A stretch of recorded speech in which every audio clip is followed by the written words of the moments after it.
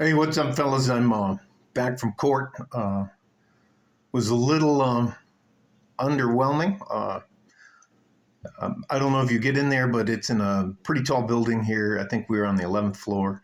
Uh, I'm always early.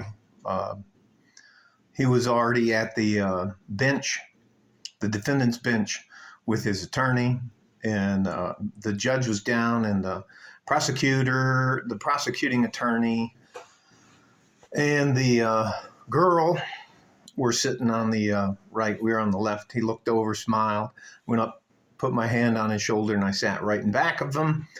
And I don't know if you know much about it. You know, you got to get sworn in if you're going to testify. Anyways, it starts. They're going back and forth and back and forth and back and forth. And finally, his attorney, no, I'm sorry. It starts off and the plaintiff gets to say why that they think this guy's guilty.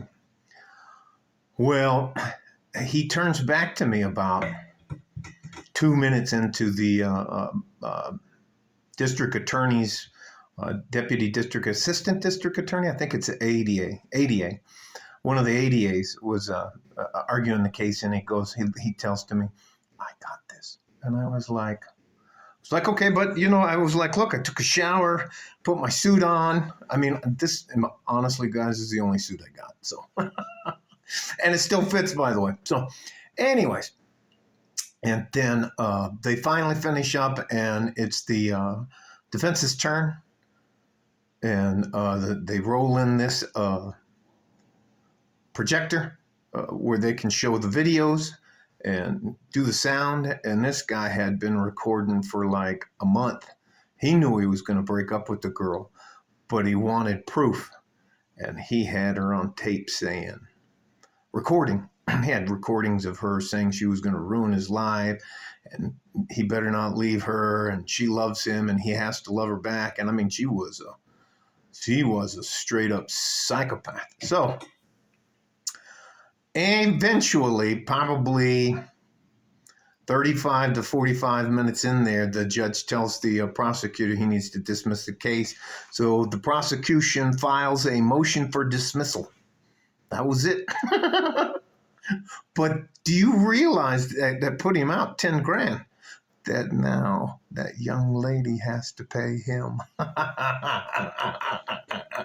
How fucking evil was that?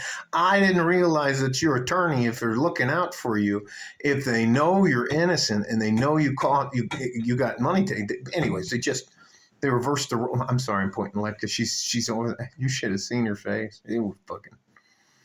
Well, they had to hold her down, man. Can't even fucking tell you. All that to say that even though I didn't get to get up and talk to him, he was like, "Hey, thank you, coach. I appreciate that."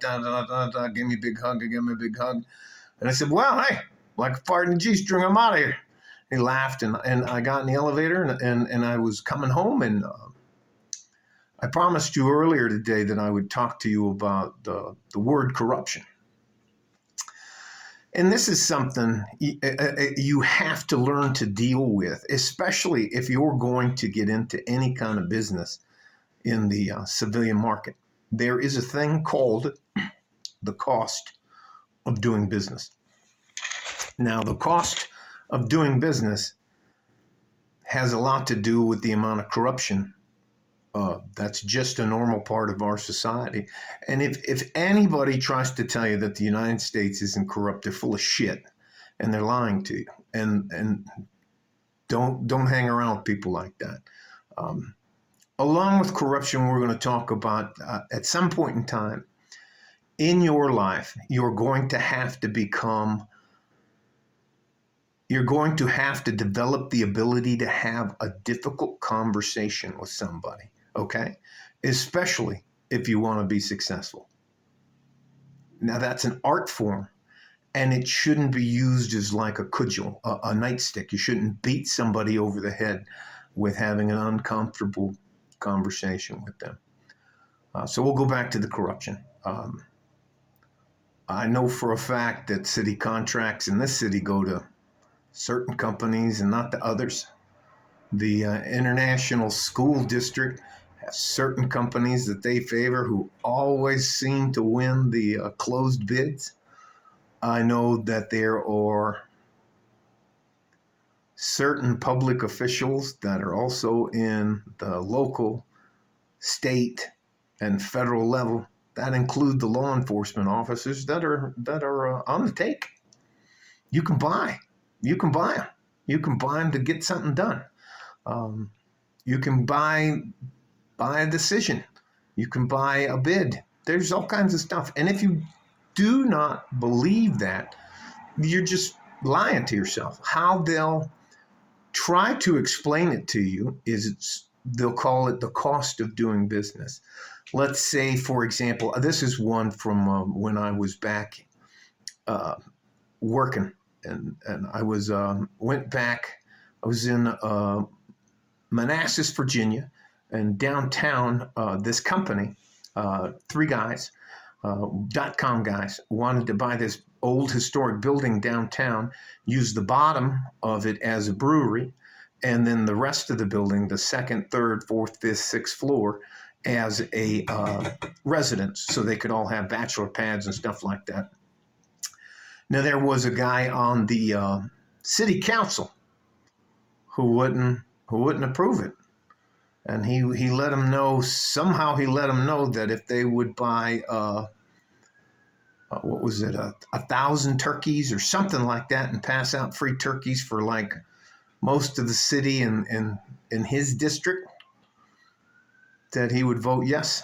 And that's what I called that's actual corruption, but that's what they got the building. They did what they had to do to get the building. And it's a very successful microbrewery in Manassas, Virginia. And I don't know if it's still open due to the pandemic and that. I don't really keep in touch with them, but that's what I mean about the corruption and the cost of doing business. Here's another one. Ghislaine Maxwell, Epstein's lady who had the black book. She's in jail. There's no list. I say that again. There's no list of clients. There was a list of clients. Have any of you ever heard of anybody being prosecuted for having sex with minors? You know, like billionaires and princes. Andrew, have you ever seen Bill Clinton? Have you ever seen any of those guys? Okay. That's another form of corruption. The military-industrial complex sometimes doesn't give the soldiers the proper gear. They take a contract, and the U.S. Military takes the lowest bidder, even if there's a better product. So, anyways, all that to say, I was very happy that this young man was able to defend himself properly, and that she has to pay now his lawyer fees. That is, I can't tell you, it was, I think I've been, I think the people around, first, they're not used to seeing me in a suit. And they were like, my neighbors were like, what the hell's going on? Somebody died? I was like, no. It's just fun. Anyways. So I just been walking around like with this, like a stupid smile on your face. You're just like, ah. I keep thinking about it. Just makes me happy. Yeah. So anyways, here's another thing. As you get older, if you do the right things and you have your plan, you're going to become successful.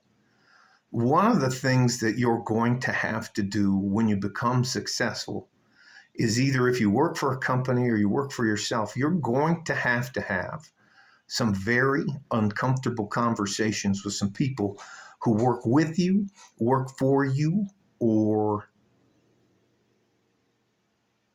are actually your bosses.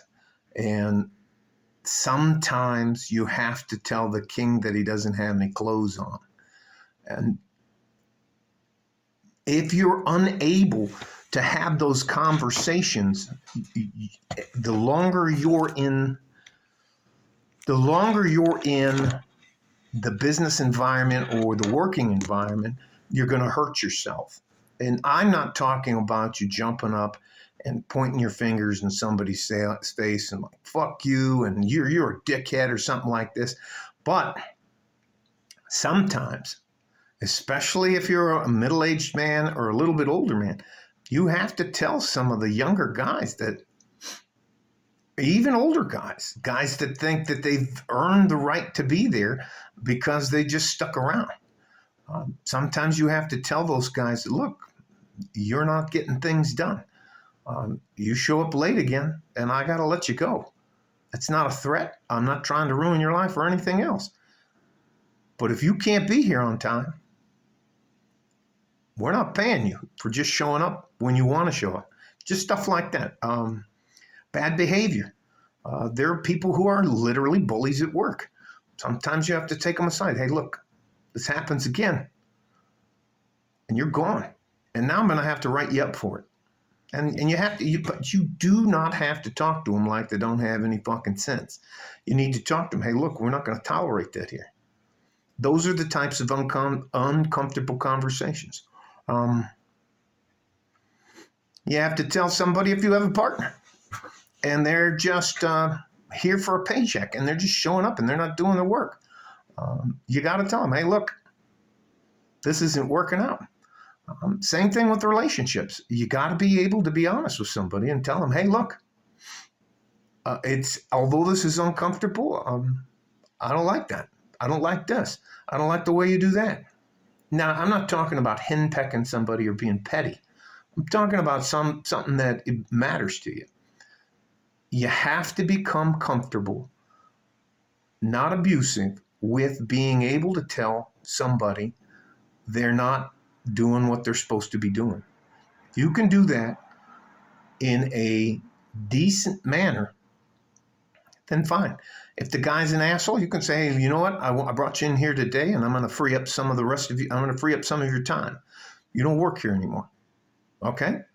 Don't make a scene. I'm not going to tell anybody. But no, you can't. And I never let them finish out the day. I made sure their shit was boxed up, and don't worry about it. Just, you got to go. Now, I wasn't rude to them or anything else like that. And you have people that, anyways, I'm getting off the subject. I'm trying to make it about me, and it's not about me. Again, so corruption, it's there. And they guise it in this vernacular, the cost of doing business. All right? Don't be shocked or surprised when you run into corrupt people. They're out there all the time. And the other one is you have to be able, as you progress and become successful, to have uncomfortable conversations with people, okay? Stay safe and healthy. Take care of each other if you can. If you can't, take care of yourself. Like a fart in a G-string from West Texas, El Paso. I'm out of here. Bye-bye.